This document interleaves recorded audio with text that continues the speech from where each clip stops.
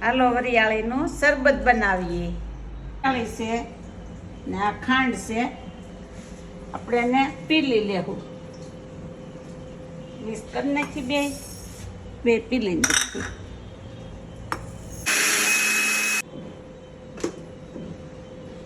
આવો ભૂકો થઈ ગયો છે.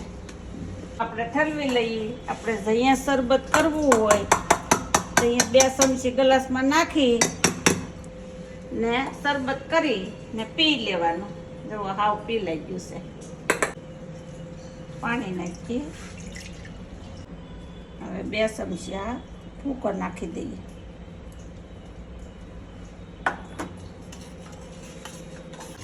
આપણું શરબત જેવો બની ગયું, 2 મિનિટમાં જ બની ગયું. ના ઉનાળા માટે રોજ પીવા માટે બહુ સારું. ને ગાળી લેવું.